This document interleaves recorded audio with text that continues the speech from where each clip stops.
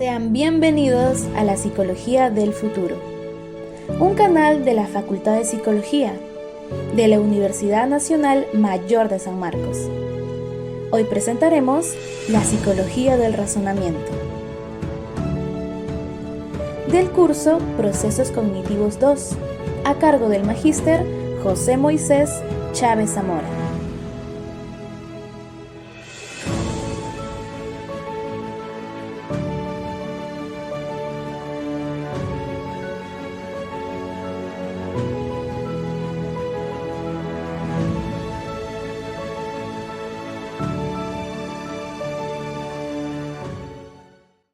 El razonamiento es el acto de aplicar la lógica y la racionalidad para encontrar la verdad en nuestras creencias y acciones.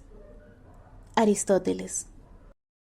La razón es la fuente de nuestros principios y la base de nuestras acciones. Immanuel Kant. Algunos objetivos que se pretenden alcanzar son: adquirir las nociones básicas de la lógica deductiva e inductiva en las que se apoyan los modelos normativos del razonamiento. Comprender las reglas y los procedimientos empleados en los modelos normativos. Conocer el diseño de las tareas de razonamiento que han servido de marco para su estudio experimental. Analizar y reflexionar sobre el concepto de racionalidad desde las distintas perspectivas teóricas.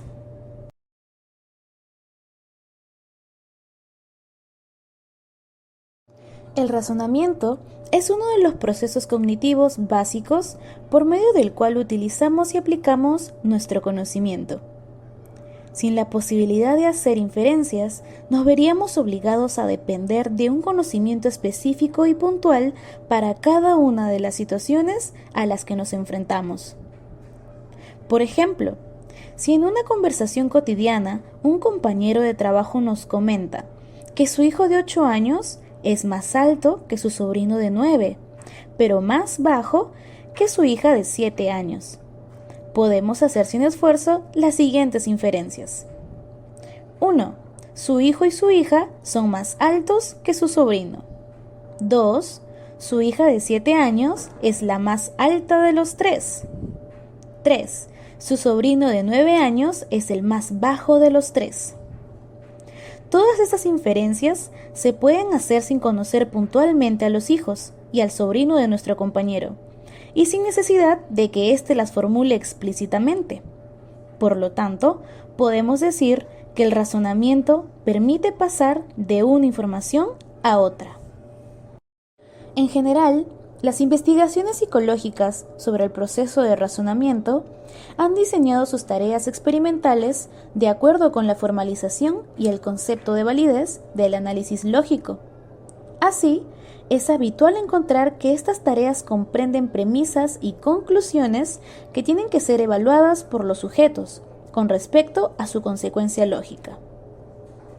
Los enunciados a partir de los cuales razonamos reciben el nombre de premisas, y el enunciado que se deriva de los anteriores se denomina conclusión. El conjunto formado por premisas y conclusión es el argumento. Siguiendo con el ejemplo anterior, encontramos que partiendo de las premisas podemos alcanzar distintas conclusiones. La primera conclusión: su hija de 7 años es la más alta de los tres. Ilustra una inferencia de tipo deductivo, y aquí hablamos de un argumento válido o inválido, en el cual las conclusiones se ciñen necesariamente de las premisas. Mientras que la segunda, su sobrino es muy bajito, es un ejemplo de una inferencia inductiva, en donde el argumento es más o menos probable, y las premisas sugieren o apoyan a la conclusión. A continuación, vamos a exponer brevemente cómo las leyes de la lógica ofrecieron a la psicología un modelo normativo con el que evaluar el razonamiento humano.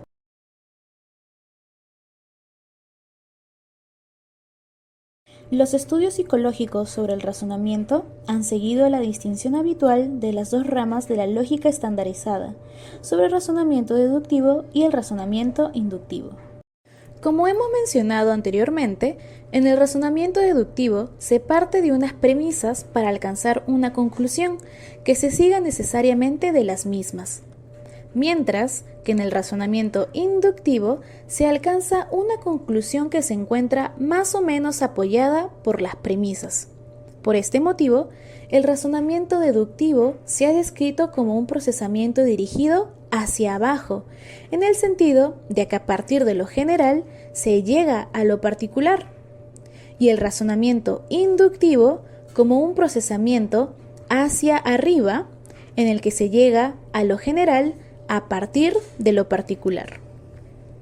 Sin embargo, Scherms en 1986 señala que la diferenciación entre deducción e inducción va más allá de la generalidad o particularidad de sus premisas y conclusiones, por lo que recurre a los conceptos de validez y probabilidad. De esta forma, se sostiene que un argumento deductivo es válido solo si es imposible que su conclusión sea falsa, mientras que sus premisas son verdaderas. Y que un argumento inductivo es fuerte solo si es improbable que su conclusión sea falsa cuando sus premisas son verdaderas. El conjunto de inferencias, tanto deductivas como inductivas, puede definirse como la transición entre uno o más enunciados en las que las premisas aportan la información para poder alcanzar una conclusión. Sin embargo, las conclusiones deductivas son tautológicas, debido a que solo comprenden la información que viene expresada en las premisas. Por lo tanto, en el razonamiento deductivo, la verdad de las premisas garantiza la verdad de las conclusiones, mientras que las conclusiones inductivas son probabilísticas, ya que van más allá de dicha información. Por lo tanto, sus conclusiones son más o menos probables dependiendo del grado en el que se encuentren apoyadas por las premisas. Razonamiento deductivo. La deducción se entiende como el proceso mediante el cual unos enunciados se derivan de otros de un modo puramente formal, y esta derivación se realiza por la aplicación de las reglas de deducción. De acuerdo con la notación simbólica, las proposiciones se representan por letras, generalmente P, Q, R y S, y los operadores se representan por símbolos. La representación simbólica de las proposiciones son variables, y la representación de los operadores son constantes y se corresponden con los términos y, o, no, sí, entonces y sí y solo sí. También se tienen las reglas de inferencia, que permiten dar el paso lógico que conduce de las premisas a la conclusión. Cuando se dice que un argumento es válido, se entiende que la conclusión es una consecuencia lógica de las premisas, en el que cada paso se deduce por medio de las reglas de inferencia. Tenemos reglas como la regla de simplificación, la regla de adjunción, la doble negación, la ley de la adición, las leyes conmutativas, el modus ponendo ponens, el modus tollendo tollens, el modus tollendo ponens, la ley de silogismo hipotético, la ley de silogismo disyuntivo, la ley de las proposiciones bicondicionales y la regla de premisas. Entonces, para cada caso posible de inferencia proposicional existen las tablas básicas de verdad, un método rápido y mecánico para comprobar la validez de un argumento. Se parte del supuesto de que cualquier proposición solo puede tener dos valores, verdadero o falso. En estas tablas se establecen todas las combinaciones posibles de los valores de verdad de las proposiciones, y se busca alguna combinación en la que las premisas sean verdaderas y la conclusión falsa. Si no la hay, el razonamiento válido se encontraría en la línea en la que las premisas y la conclusión sean todas verdaderas.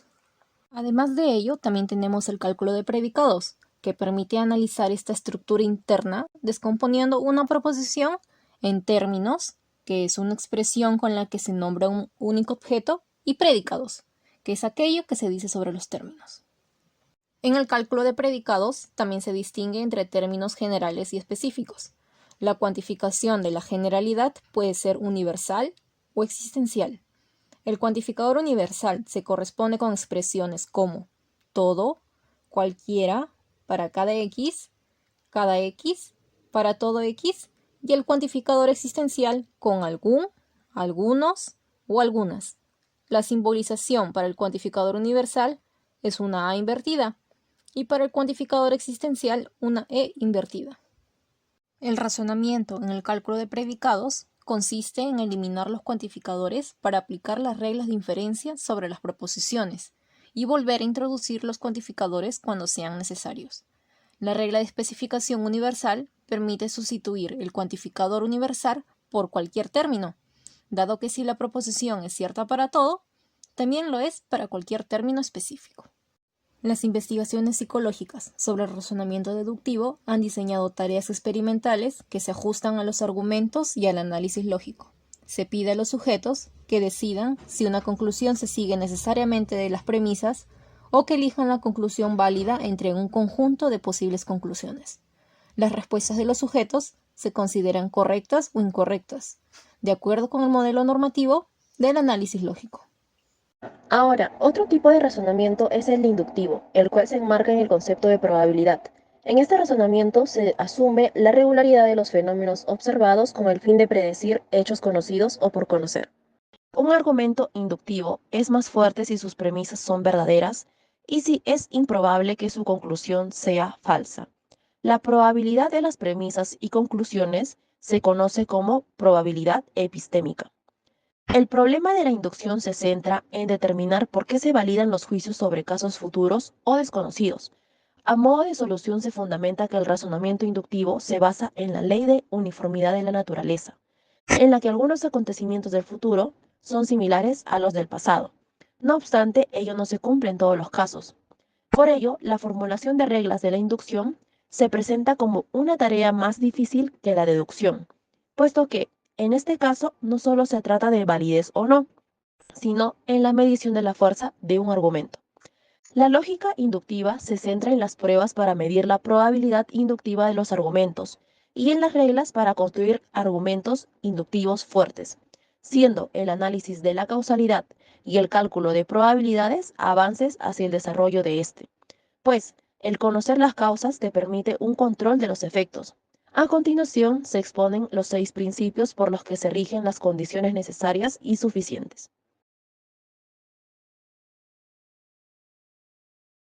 Un procedimiento para descubrir y comprobar las condiciones necesarias para la ocurrencia de un efecto son los 5 métodos que propone Stuart Mill en 1843, los cuales consisten en la observación de un número de ocurrencias en las que se encuentran presentes o ausentes las condiciones que se suponen pueden ser necesarias para producir la propiedad condicionada, como lo podemos ver en la siguiente tabla.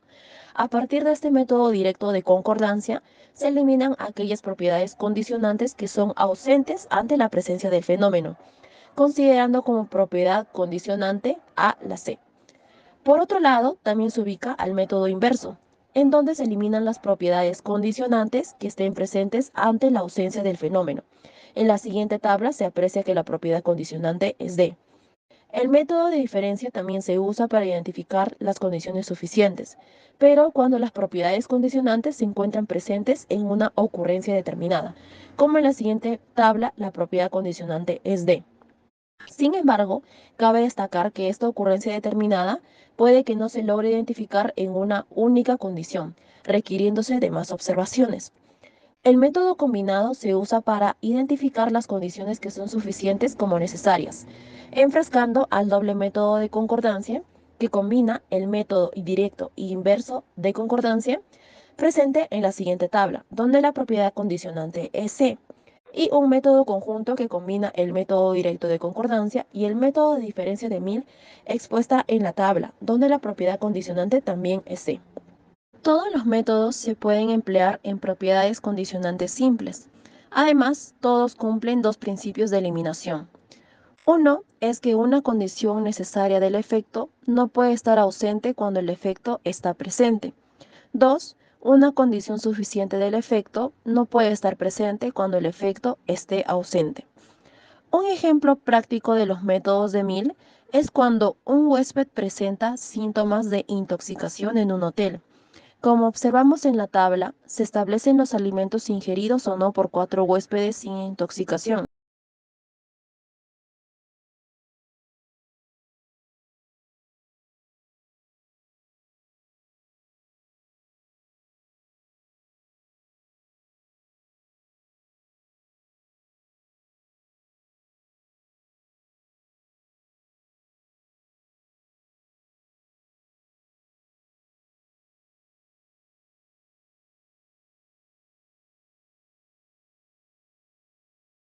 Los errores y sesgos en el razonamiento humano se analizan bajo criterios normativos, comparando el rendimiento humano con la lógica formal en razonamiento deductivo y el teorema de Bayes en razonamiento inductivo. Estos criterios muestran desviaciones sistemáticas del razonamiento humano. Los errores se clasifican en formales, por ejemplo, cuando se viola alguna regla de inferencia, e informales, presenten el uso o interpretación inadecuada del contenido. Por otro lado, los sesgos se refieren a unas tendencias que son sistemáticas en el proceso de razonamiento, la cual se divide en sesgo en la selección de información, sesgo de confirmación y sesgo de contenido y contexto. Cabe destacar que su identificación se torna difícil.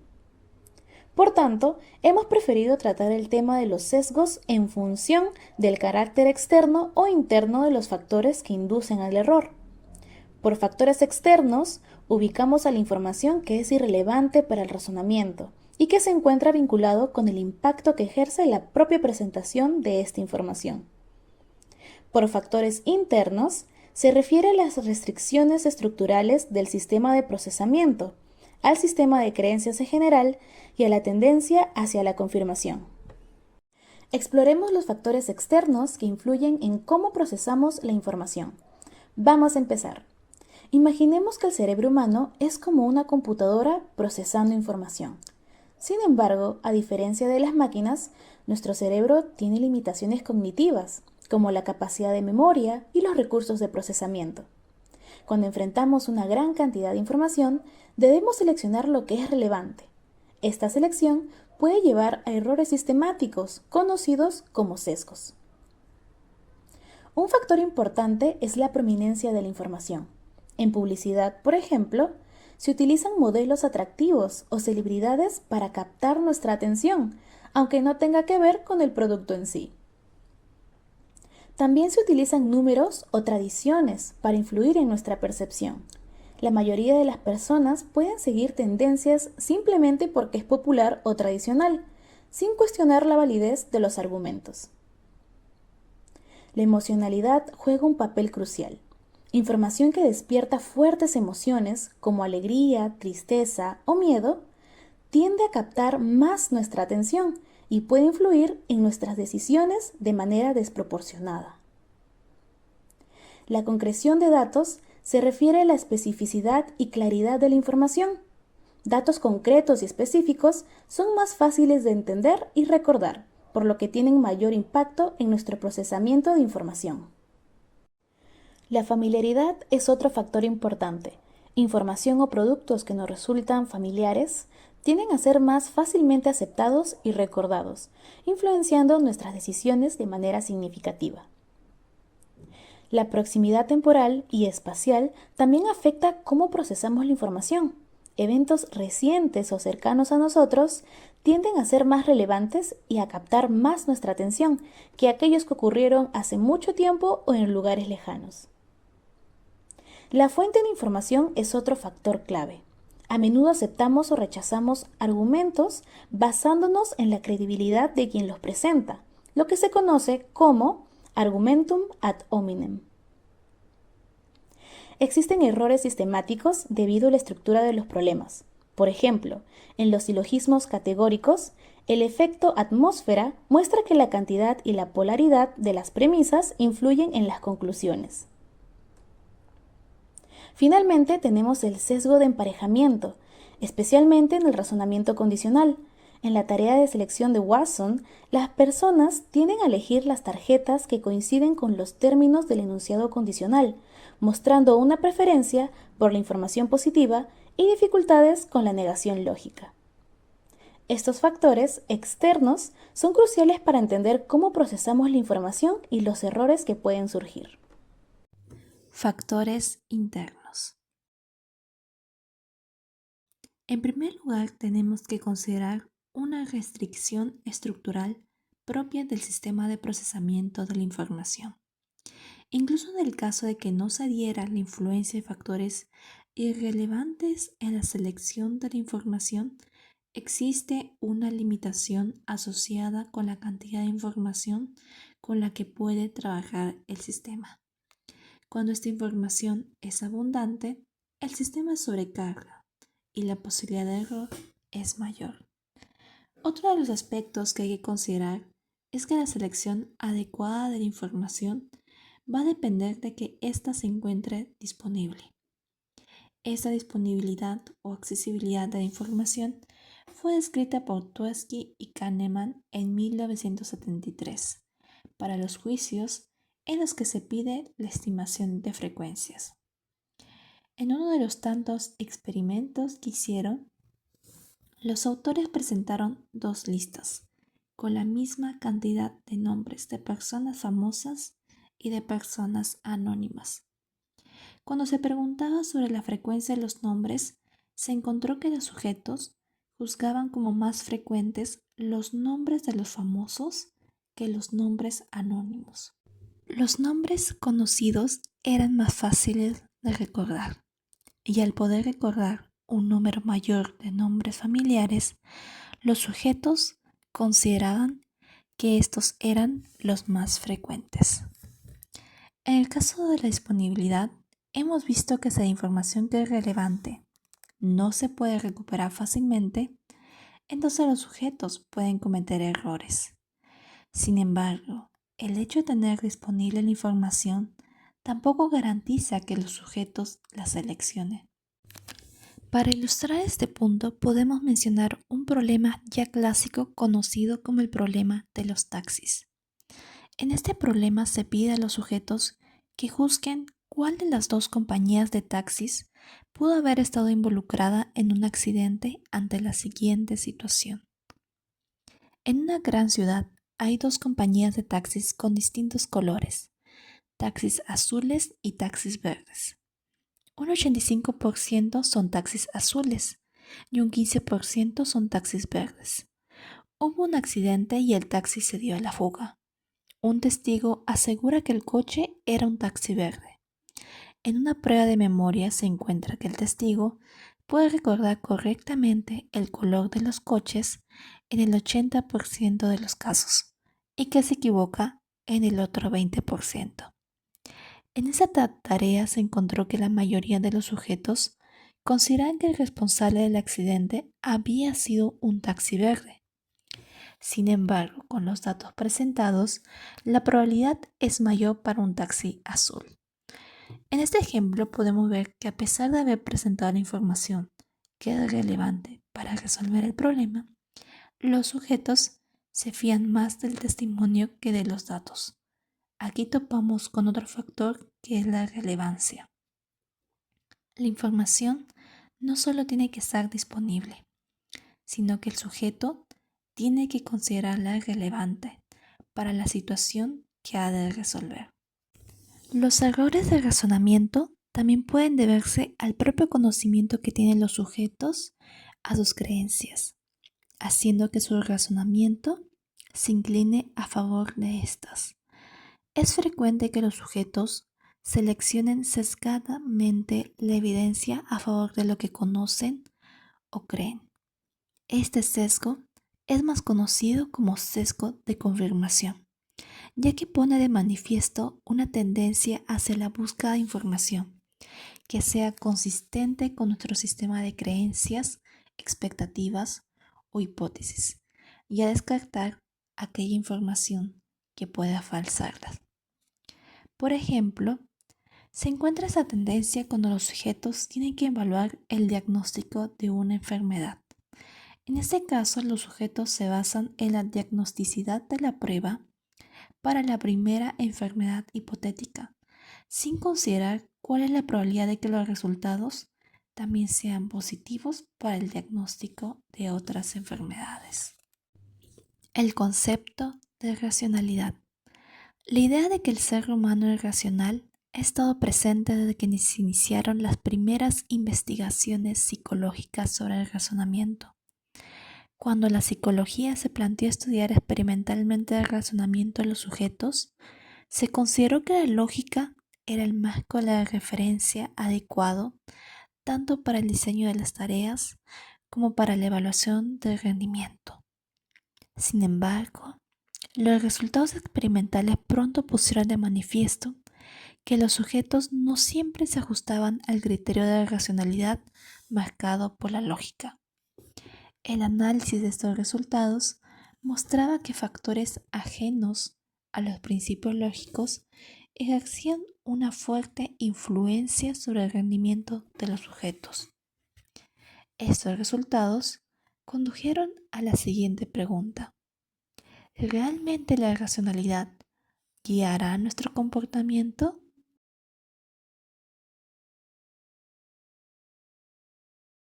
El lenguaje se traduce en un conjunto de reglas que es universal y específico de la especie humana. Las reglas implicadas se conocen como gramática, que son la competencia lingüística, y su manifestación externa es la actuación lingüística. El concepto de actuación lingüística permite explicar que el sujeto tenga una facultad para el lenguaje, que se actualizará en algo concreto, como el español, inglés, etc., o que algunas veces se equivoque en sus locuciones. Así, se defiende que existe una competencia en el pensamiento humano que puede sufrir distorsiones cuando ésta se traduce en una actuación concreta. Recordemos que la hipótesis básica de los modelos computacionales en la psicología cognitiva asume que el sistema de procesamiento está preparado para la formalización de estructuras simbólicas, susceptibles de ser interpretadas en función de los conceptos de uso común que utilizamos para conceptualizar el dominio que sometemos a estudio. Desde esta perspectiva, la psicología del pensamiento es el estudio de estas estructuras simbólicas y de los procesamientos para su manipulación, y la lógica sirve como modelo normativo. Una parte importante de las investigaciones han desafiado la idea de que los seres humanos procedan de acuerdo con el cálculo lógico. Se sostiene que los resultados experimentales descubren ilusiones cognitivas o comprueban la información en lógica de los sujetos, asignando falacias donde no las hay, y otros enfoques también sostienen que en la explicación de los sesgos de razonamiento se ha subestimado el papel de la lógica. A pesar de las variaciones en los enfoques, en todo subyace la idea de una representación simbólica de las premisas y la aplicación de unas reglas lógicas y abstractas con el fin de obtener una conclusión. Los sesgos de razonamiento pueden explicarse por fallos en el proceso de interpretación o por la capacidad limitada de la memoria de trabajo. En líneas generales, la perspectiva sintáctica asume que existen dos componentes fundamentales en el razonamiento. 1. Un componente deductivo que comprende reglas sintácticas libres de contenido. 2. Un componente de interpretación que establece la correspondencia entre los enunciados del lenguaje y el conjunto de reglas sintácticas. Ahora bien, este conjunto de reglas sintácticas podría comprender el repertorio de reglas de inferencia que utilizan los sujetos de forma natural. Así, si el contenido y el contexto influyen sobre la interpretación, la actuación de los sujetos se podría explicar por su adherencia a las reglas sintácticas aplicadas a dicha interpretación. La facilitación que se produce cuando los argumentos contienen material familiar podría deberse a la facilidad con la que la información se ha procesado por componentes como la representación y el mantenimiento de la información en la memoria de trabajo. Sin embargo, no todos los contenidos concretos producen facilitación. Esta inconsistencia es problemática para las teorías sintácticas debido a que el sistema deductivo no puede interpretar el significado en un contexto determinado y decidir si las premisas tienen o no sentido, ni buscar o seleccionar los datos para alcanzar la solución, sino que suministra formas y reglas que van a permitir organizar y analizar los datos. Ahora bien, otra perspectiva subraya el papel que desempeña la experiencia y el contexto lingüístico en la determinación del rendimiento y cuestiona la plausibilidad de las reglas desvinculadas del contenido. Esta explicación de los efectos del contenido se refiere a que el contenido familiar induce a respuestas que son apropiadas para nuestra experiencia. Si esta facilitación se controla, entonces los problemas abstractos serían los más adecuados para estudiar el sistema deductivo. Sin embargo, la alta tasa de errores encontrada en las tareas de razonamiento con términos abstractos oscurece la viabilidad de una competencia lógica. Esta polémica ha provocado que los factores de contenido vayan asociados al contexto, vinculados con los aspectos pragmáticos del razonamiento. La teoría de los esquemas de razonamiento pragmático propone que los sujetos cuentan con reglas de razonamiento que son específicas del dominio, de forma que los esquemas se aplicarían a un conjunto de acontecimientos, como las situaciones de regulación. Bajo este enfoque, los efectos de facilitación se explican por la vinculación que los sujetos hacen entre el problema y los objetivos o metas hacia las que encaminan el razonamiento.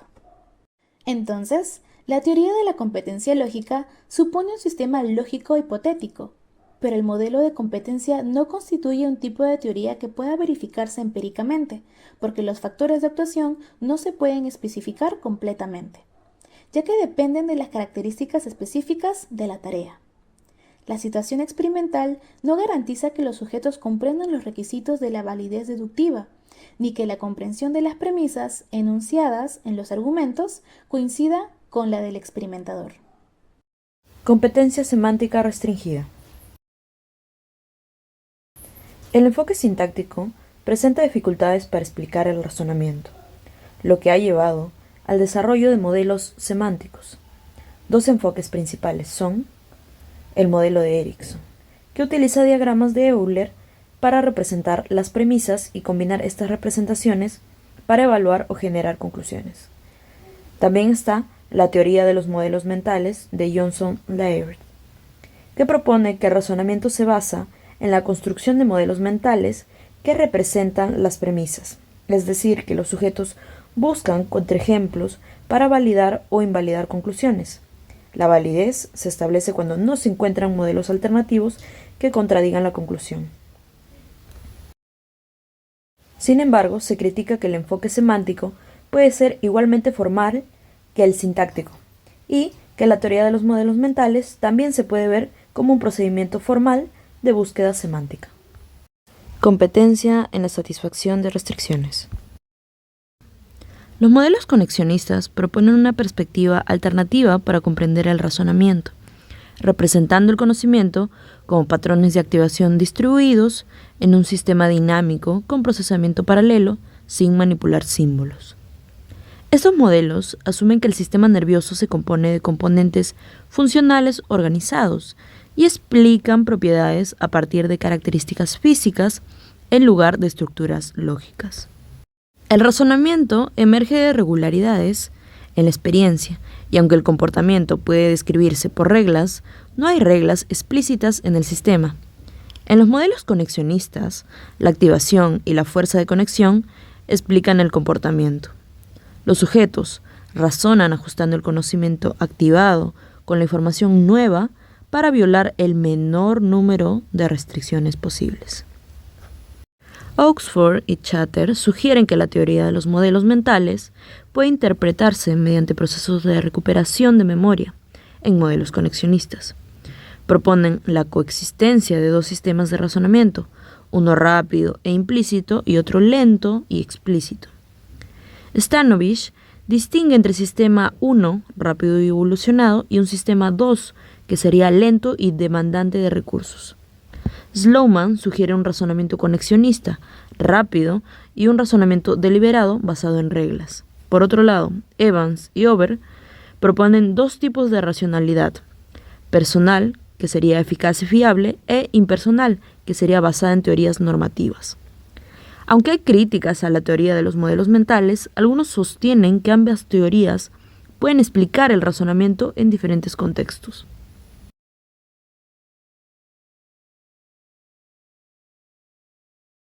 El capítulo examina la clásica distinción entre el razonamiento deductivo e inductivo, destacando sus diferencias fundamentales. El razonamiento deductivo se caracteriza por derivar conclusiones que no pueden ir más allá de la información contenida en las premisas.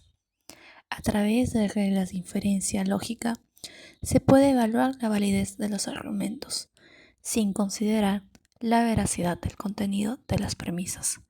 En otras palabras, la lógica deductiva se centra en la estructura formal del argumento, ignorando su contenido específico.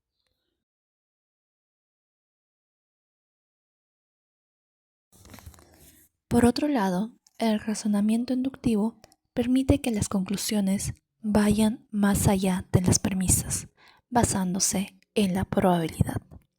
Por ejemplo, al observar que varios tipos de aves vuelan, se puede concluir que los pájaros vuelan.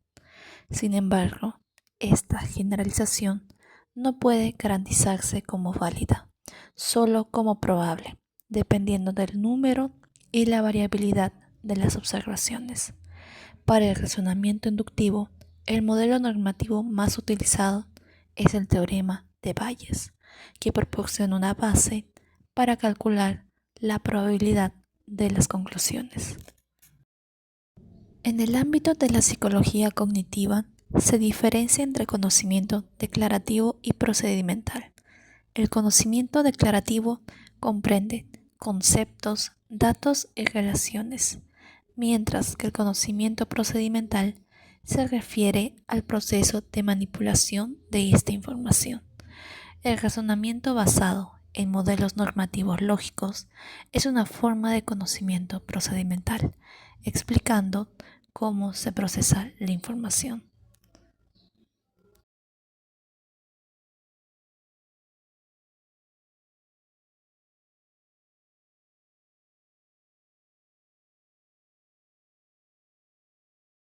A pesar de los modelos normativos, los experimentos muestran que las respuestas humanas a menudo se desvían de las prescripciones de estos modelos, resultando en sesgos sistemáticos.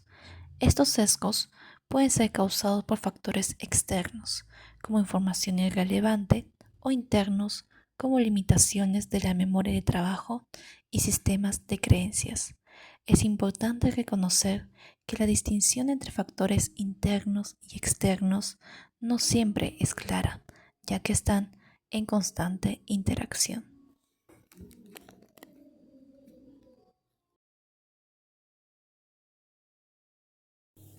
La racionalidad humana ha sido cuestionada debido a estas desviaciones. Los modelos normativos de la lógica no garantizan la racionalidad completa, ya que el contenido y las creencias de los individuos también influyen en su rendimiento.